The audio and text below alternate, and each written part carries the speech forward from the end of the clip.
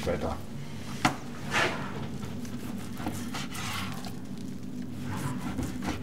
Kochen ohne Liebe und Leidenschaft, das funktioniert nicht wirklich. Man kann es machen, aber aus meiner Sicht, nee, Kochen ist eigentlich so ein Bauchthema. Kochen ist nicht nur ein Kopfthema. Man kann analytische Sachen machen, man kann es auch per Labor machen. Man kann zusammenmixen verschiedene Komponenten nach Gewicht. Aber final ist es immer eine Gefühlssache, immer eine Bauchsache. Man muss mit Herzblut dabei sein. Man muss mit dem Herzen einstehen zu dem, was man macht. Und klar, man macht dann natürlich auch andere damit glücklich mit dem Thema. Und das ist dann auch eine Bestätigung für uns, dass wir auch in der richtigen Richtung unterwegs sind und eben nichts aus Büchsentüten oder fertig irgendwo kaufen und irgendwo bloß packen, öffnen, Wasser draufkippen und dann sagen, hier, das funktioniert nicht. Da würden wir nicht dahinter stehen. Und wenn man Zeit investiert, wenn man Liebe investiert, dann ist es auch kein so brachialer Aufwand, wie manche sagen, Arbeit, Arbeit, Arbeit, Arbeit. Du stehst ja den ganzen Tag in der Küche. Ja, aber das ist keine Arbeit in dem Sinne, dass es einen belastet, sondern es ist eine Beschäftigung, die einen erfüllt. Und da ist dann auch ein Teil dabei, wo viel Enthusiasmus dabei ist, vielleicht auch ein bisschen Idealismus, klar, logisch. Klappt ja auch nicht immer alles sofort auf Anhieb, aber im Grunde genommen zählt Kochen für mich zum Ausdruck von Gefühlen, wie man rüberbringen kann.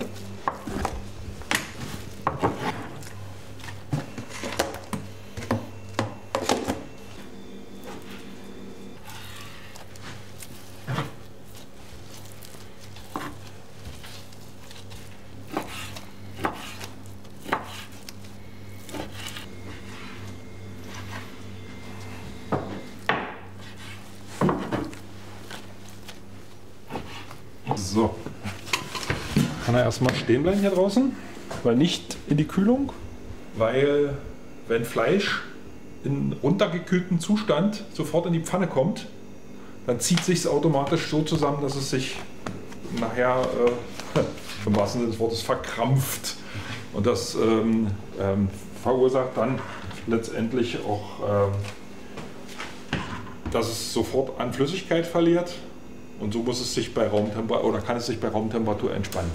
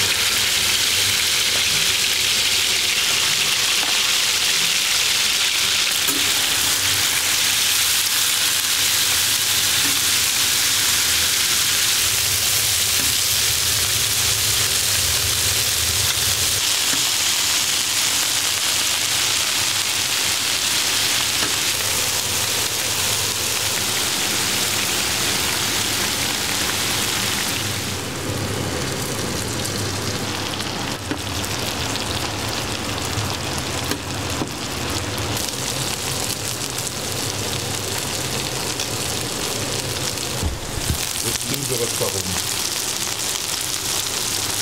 Wunderbar. Fangen wir langsam. Auch, dass sie diese Aromen entwickelt haben, wenn sie, das hört man am Zischen. Aromatisch, schön. Ist auch nicht so schlimm, weil das kommt ja alles in einen großen Kessel rein. Jetzt nochmal da.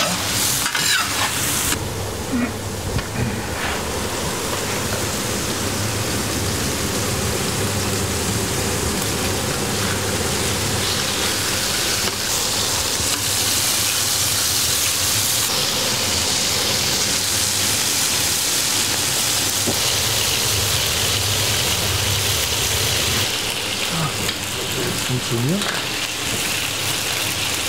Man braucht ja nur ein bisschen Nachhilfe.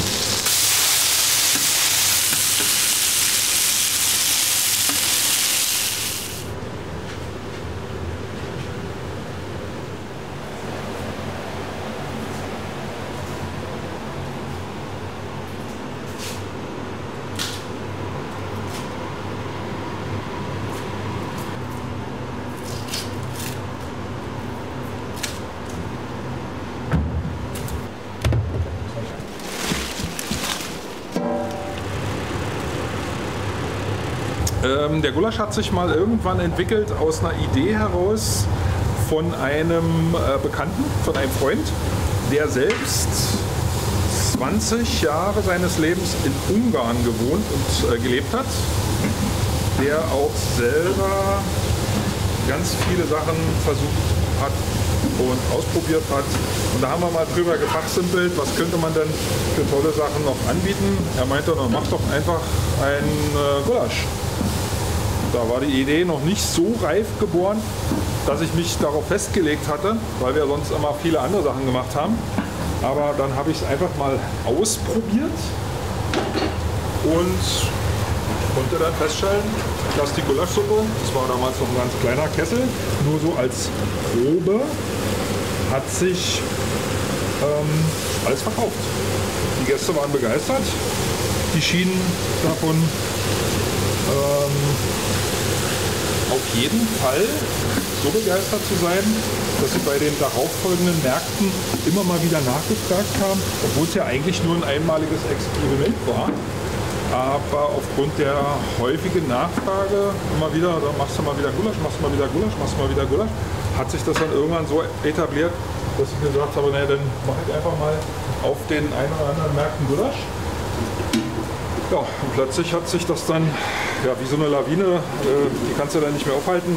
Auf jedem zweiten Markt fragten dann die Gäste, wann es dann wieder Gulasch geben würde. Ja, dann irgendwann vor ein paar Jahren haben wir uns dann entschieden, dann lassen wir im Standardsortiment und haben ihn dann noch entsprechend ein bisschen verfeinert, haben dann noch ein paar Anpassungen vorgenommen, haben noch ein paar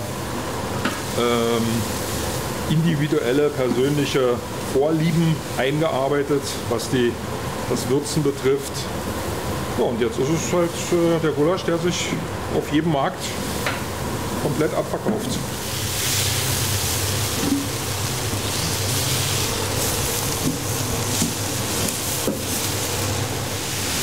Dann können wir den Bratensatz, der dadurch entstanden ist, dass jetzt eine Fleischpfanne nach der anderen gebraten wurde, entsteht ja ganz normal auf dem Boden leichten Bratensatz. Den können wir dann gleich nehmen für die Zwiebeln.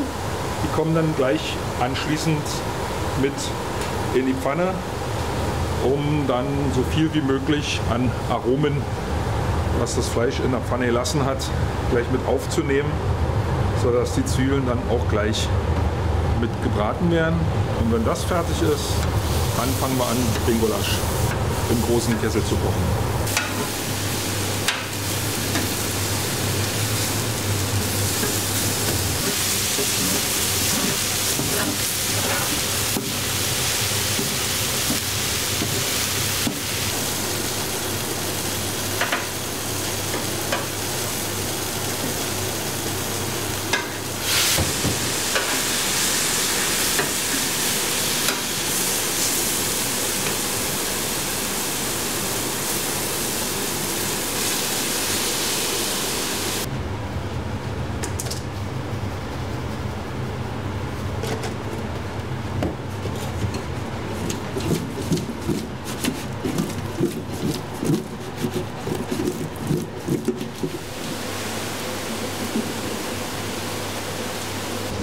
abgebraten, kommt jetzt in den neuen Eimer. Der andere Eimer war auch voll und der Eimer ist auch fast komplett voll. Es geht also ganz wenig verloren. So, lassen wir offen, dass er noch ein bisschen auslüften kann.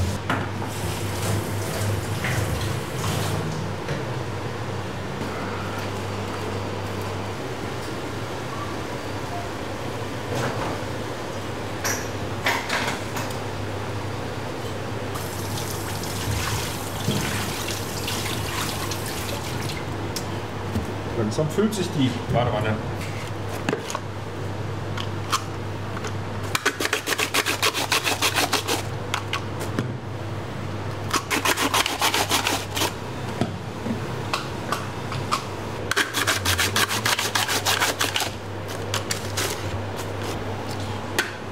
Gleich abspülen.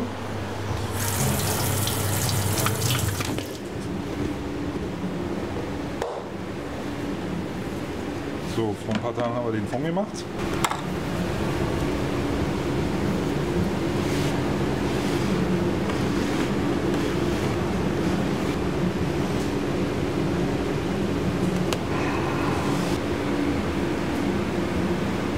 So, der ist noch nicht so hoch konzentriert, aber man könnte theoretisch sogar schon Gummibärchen draus machen aus dem Fond.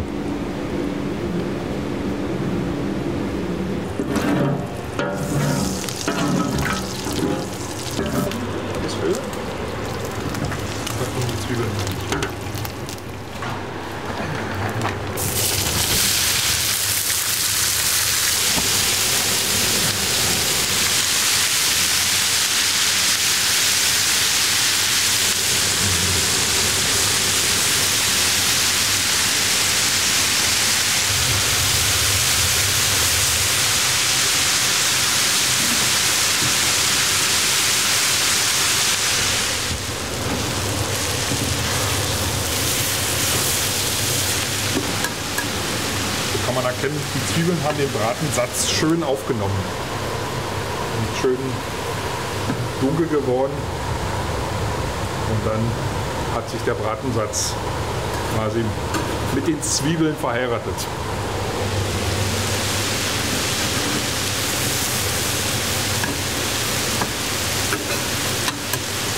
Lassen wir den so. Ja.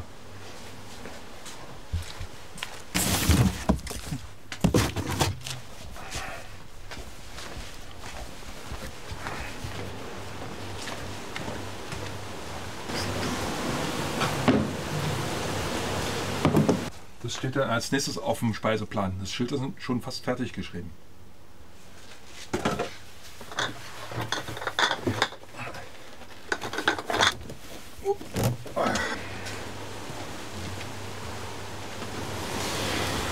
So.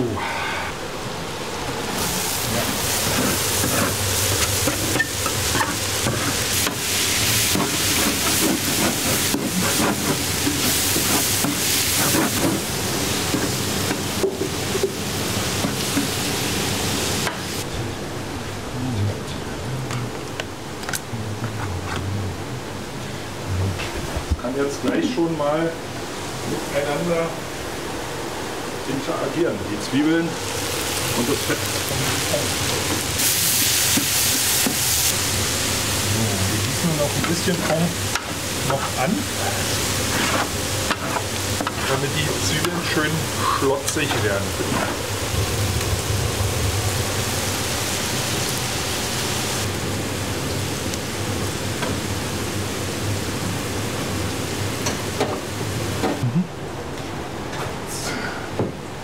So, dann haben wir das, dann haben wir das.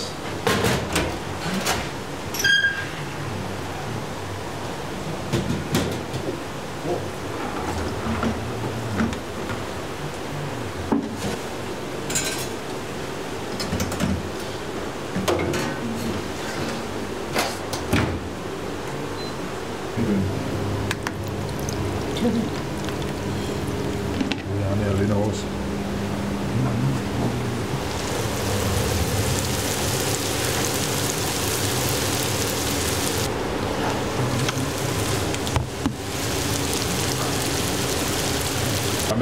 setzt man automatisch auch so ein bisschen den Bratensatz an, löst ihn etwas, damit die Zwiebeln durch die zusätzlich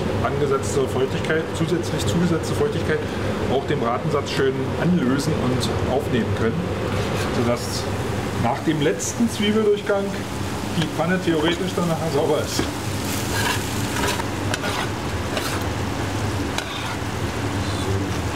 Das machen.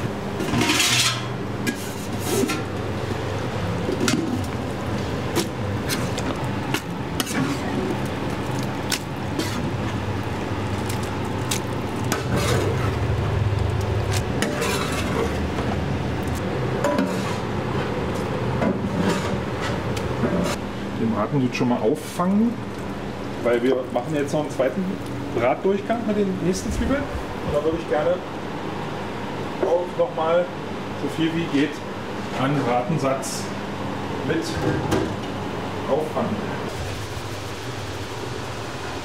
Ein bisschen durchholen. Ein bisschen Ruhe. Hat jetzt noch Zeit. So, jetzt. Auch wenn die Büchsen in der Verpackung drin sich befinden, ist es immer ein Risiko, wenn so eine Büchse einen Rest Schmutz oder irgendwas hat, dass das nachher möglicherweise im Essen landen könnte. Zack.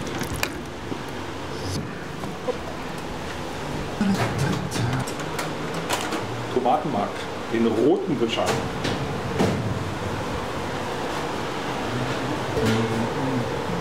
So, noch ist der Kessel leer, noch nichts drin. Und jetzt geht's los mit Tomatenmark. Ach, spenstig.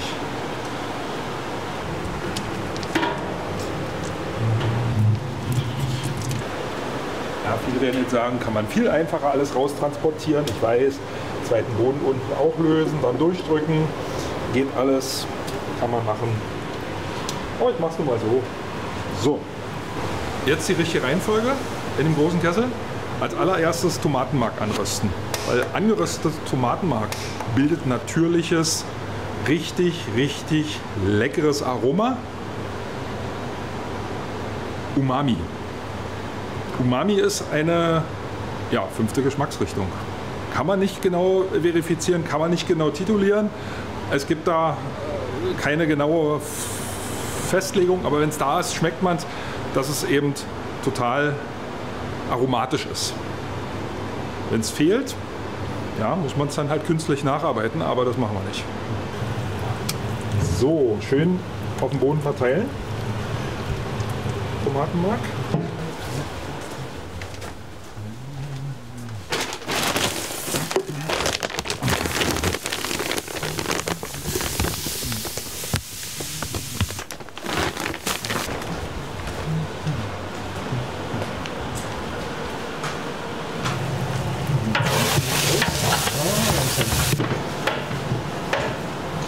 Schön vom Boden lösen, den angebratenen Satz vom Tomatenmark.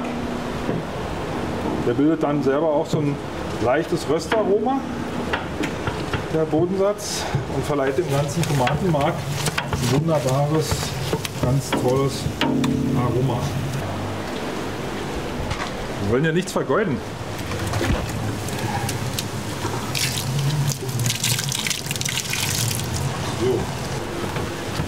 So, zu dem Tomatenmark gesellen sich jetzt die bereits angebratenen Zwiebeln, sodass die schon mal miteinander interagieren können. Das Gulasch darstellen. So. Wenn wir jetzt die Hälfte der Zwiebeln schon drin haben, im Tomatenmark, dann können wir nämlich die Hälfte von dem Fleisch gleich dazu tun. Die Hälfte von dem Fleisch darf schon mal dazu.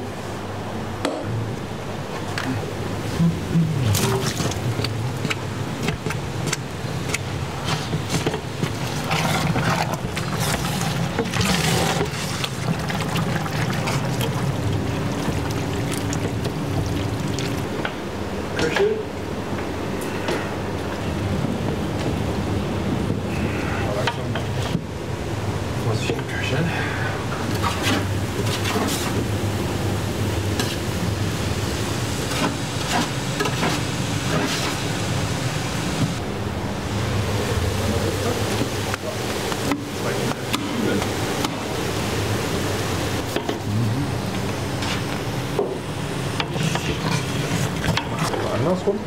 Wo Zucker ran kommt auch ein bisschen Salz noch ran.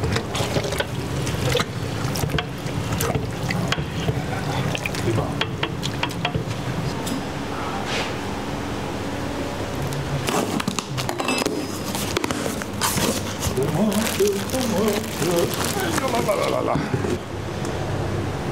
Fängt schon richtig an zu.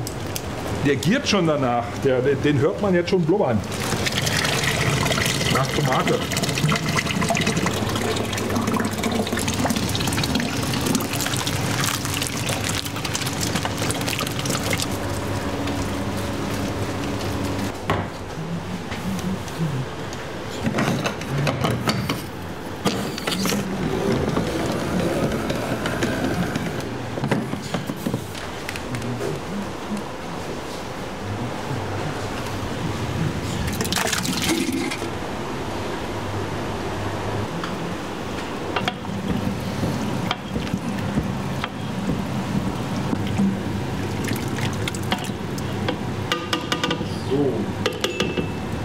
Jetzt. Und damit haben wir jetzt das Fleisch. Parto. Haben wir gerade angebraten, Freunde. Wer aufgepasst hat, hat es mitgekriegt. Gerade frisch angebraten. Furchtbar, wenn man was verschwenden täte. Hier drin. So, zack. So. Das Fleisch schön eingerührt. Umso anstrengender wird's. Ja, je mehr drin ist, umso anstrengender wird's. Dann darf jetzt schon mal der ersten Würzen nicht fehlen. Alles nach Gefühl.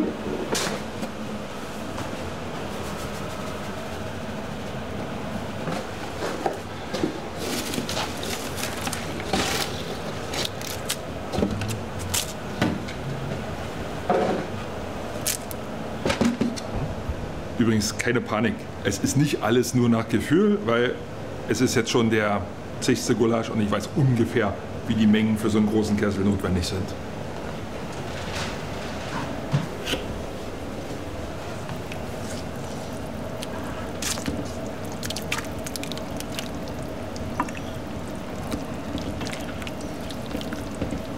Oh Mann, ja, da haben wir es. Zack, dann haben wir noch eine zweite Reihe.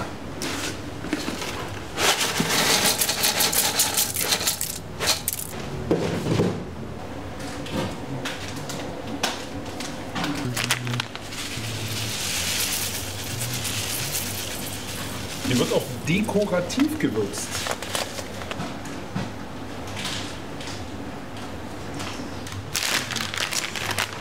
Mit dem Knoblauch. Das ist ja in dem Tütchen noch drin. Da voll bepackt hier, wie ein Packesel aus dem Lager mit Gewürzen in der Hand. Ohne Ende. Ja, mit ganz viel. Ach ja. So, das kommt hier noch rein.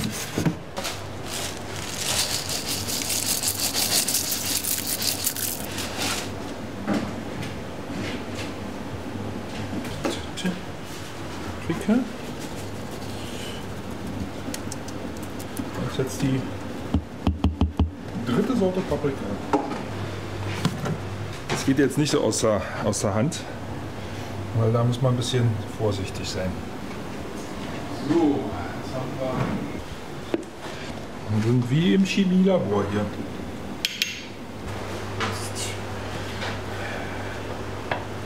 Jetzt sind wir wieder sehr rührend. Schön vorsichtig. Erstmal oben die Schicht. So, jetzt können wir die Zwiebeln draufpacken. Okay.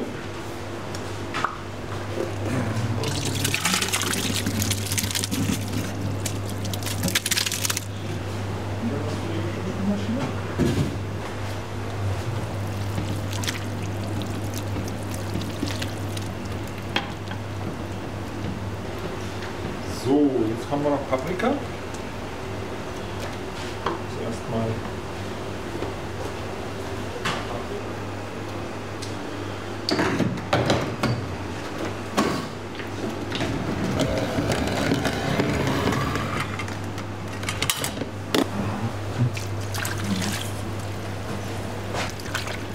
Rührvorgang. Und heute äußerst rührend hier.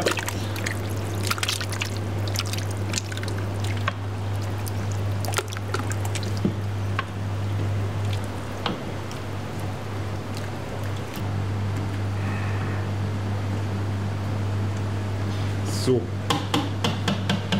Wollen wir probieren? Wir wollen probieren. Aber dafür trotzdem die kleine Probierkelle.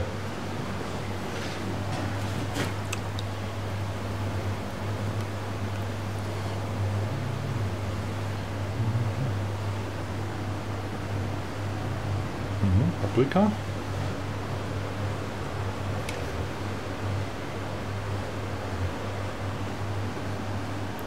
Kraftvoll, sehr kraftvoll. Noch ein bisschen wenig Salz dran, aber das macht nichts.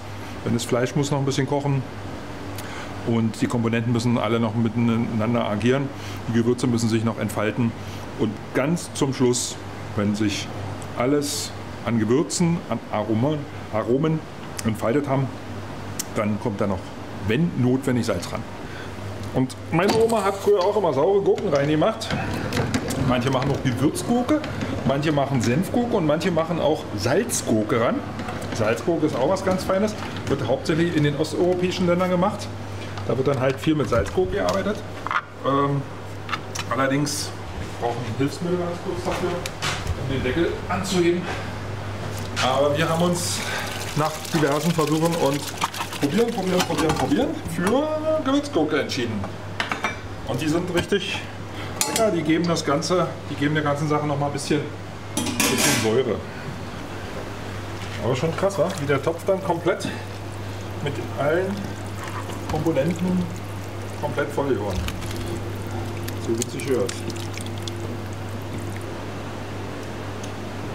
Jetzt haben wir alle Komponenten drin und jetzt können wir dem Gulasch 4 bis 5 Stunden Zeit geben, ganz entspannt vor sich hin zu simmern.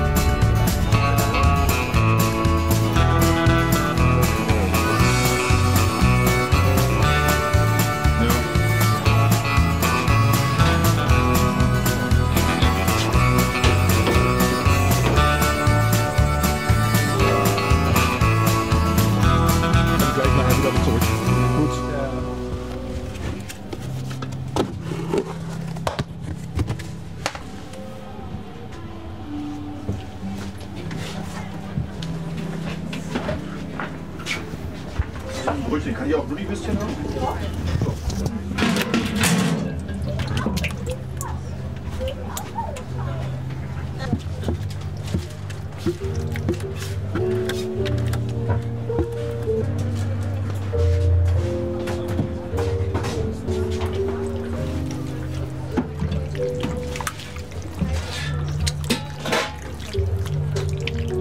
Wenn man dann halt noch Paprika dazu gibt, weil wir die halt dann immer frisch vor Ort reinschneiden, dann kann man das manchmal unterschätzen, wie viel das dann plötzlich im Kessel ist. Und vor allem beim Umrühren und Schwenken kann sowas dann auch gerne mal über die Ufer gehen. Und vor allem die Bohnen, die über die Zeit halt auch viel Stärke abgeben, dicken das Ganze noch nach. Und dann denkt man, wuff, und schüttet immer mehr Wasser nach und plötzlich merkt man, dass es doch zu viel war. Und ja, das ist natürlich auch der Umstand, mit dem man dann, auch wenn man die hier nicht direkt kocht, verhält sich es anders, als wenn es natürlich komplett frisch ist. In dem Sinne frisch, vor Ort gekocht, so wie früher. Also man hat halt immer wieder so eine kleinen, feinen Dinge, die dann halt die Leute auf dem Markt, die Handwerker, so wie hier auch dieser Stein, der gemacht wurde, die dann quasi für uns produziert werden, als Andenken. Das ist mein Vater beim Suppe kochen. Und das sind ja auch immer alles ist auch immer eine Erinnerung, die man an den Markt dann hat. Nicht nur dann halt der Verkauf oder das Geld in dem Sinne, abgesehen davon, dass es ja sowieso Familie ist, sondern auch die Sachen, die einen die Leute dann schenken. Und so baut sich halt so ein Stand auch sukzessive zusammen und deswegen stehen hier und hängen hier auch verschiedenste Sachen. Ja, weil das alles so seine kleine Geschichte erzählt. Auch wenn ich dann meist nur hinten da in der Küche stehe und weniger hier vorne im Verkauf, baue ich da trotzdem alles mit auf und muss das ja auch alles zweimal im Jahr ausräumen, umräumen. Man muss ja auch super viel Sachen reparieren, nachbessern. Also das Ding ist ja kein Haus, das man auf einmal baut. Dadurch, dass ja immer alles ständig in Bewegung hier ist, das hast du immer Arbeit. Das ist halt wie ein Wohnwagen, der einfach quasi umgebaut ist zur Küche und halt entsprechend natürlich mit den richtigen Materialien ausgestattet wurde.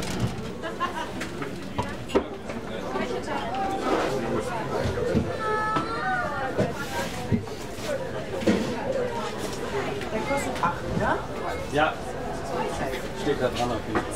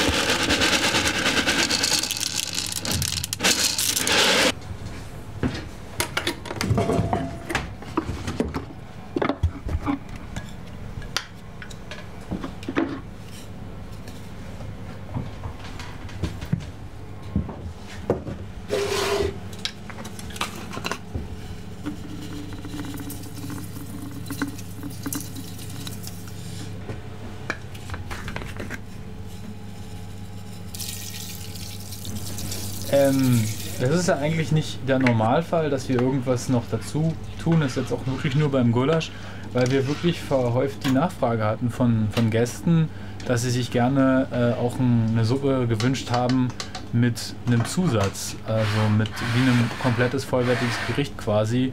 Soll der Bulgur die Kartoffeln ersetzen. Im Gulasch ist halt Fleisch drin und Gemüse. Und so gesehen, es ist dann halt quasi ein Menü, wo alles dabei ist. Kohlenhydrate, Gemüse, Fleisch. So.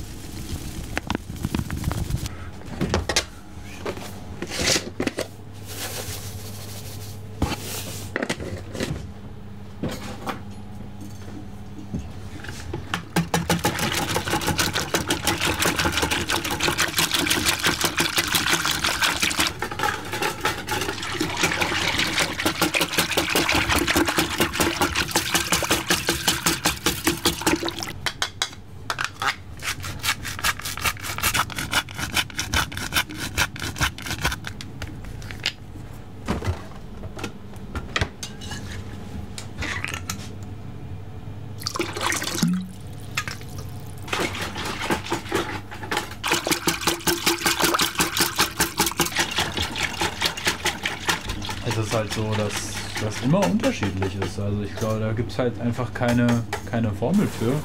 Deswegen muss ich halt auch probieren zwischendurch und auch einfach den Temperaturen anpassen. Und manchmal ist es ja auch so, dass über die Zeit ja auch Wasser natürlich verdunstet und verdampft und verkocht, muss man halt was nachgießen. Manchmal ist auch das Fleisch einfach vom Gulasch so, dass da viel mehr Wasser gespeichert ist und beim Braten weniger Wasser verloren geht, was sich dann wiederum später in die Suppe übernimmt, je nachdem wie hoch der Säuregehalt ist.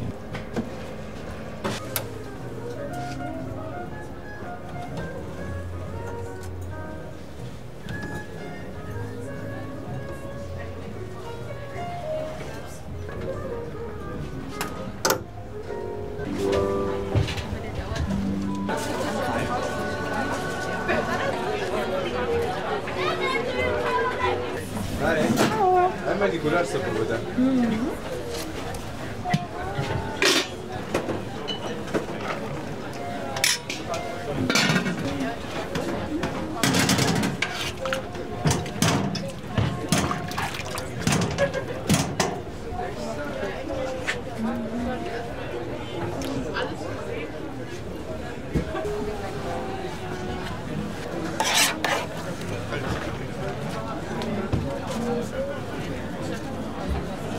Sehr. Danke. Dann 8 bitte.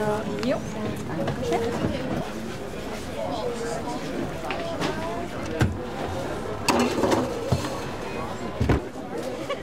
Okay.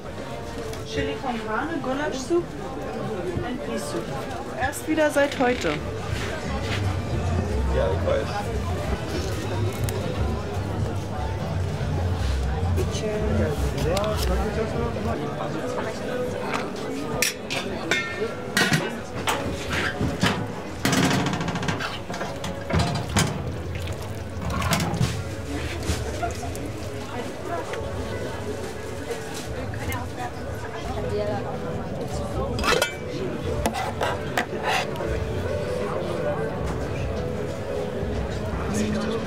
Bring dem das schon mal.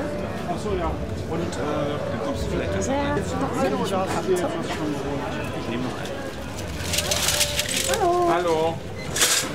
Einmal Allgäuer Landkäse und einmal Camembert, bitte. Ja.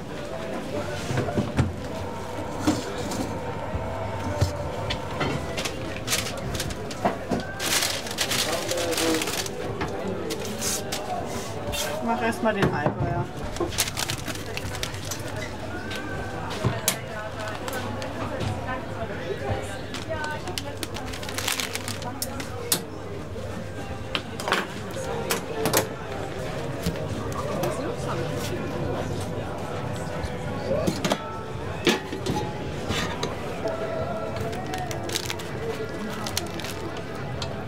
Ja.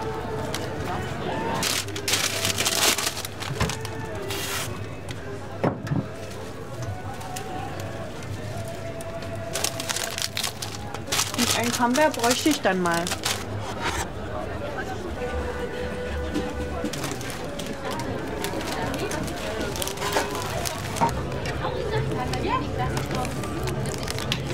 Schön. Jawohl, danke.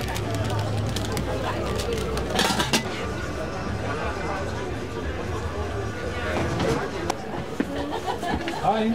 Ich nehme einmal den Camembert-Brötchen und einmal 8. die Erbsen. Ja, und einmal die Erbsen. Ja.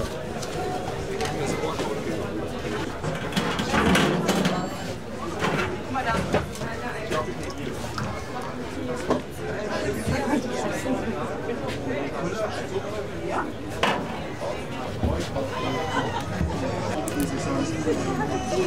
Aber ich muss So, und der Camembert kommt gleich. Ja. 9 €. Bitte? Ja, mit Karte. Hallo. ich will zweimal die Feuerwurst nehmen.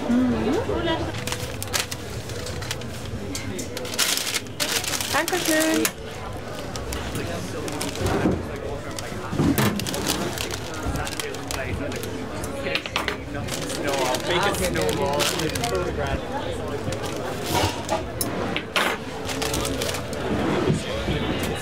Gefällt es mit Karte bezahlen? Ja.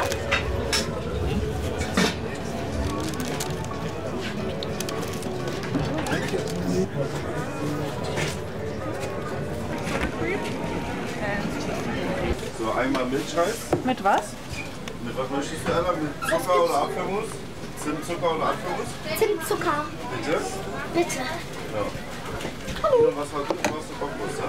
Ja.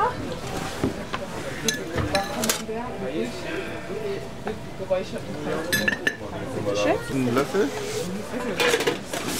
So, einmal Bockwurst mit Brötchen und eine Portion Chili con Carne.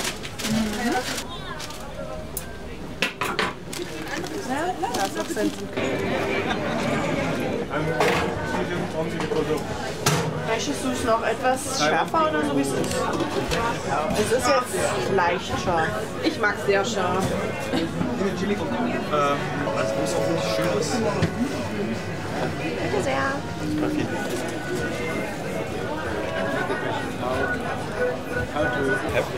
Have sausages? Yes. Spicy one. Smoked one. Okay, then what's nach Rauchwurst for €4?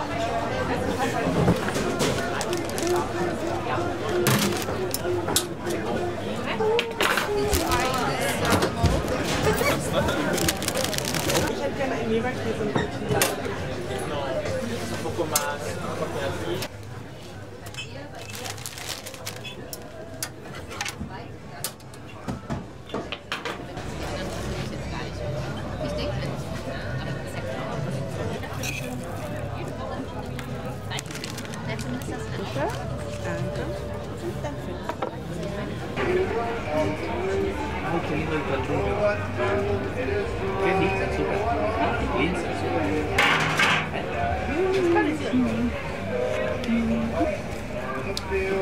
Bitte sehr.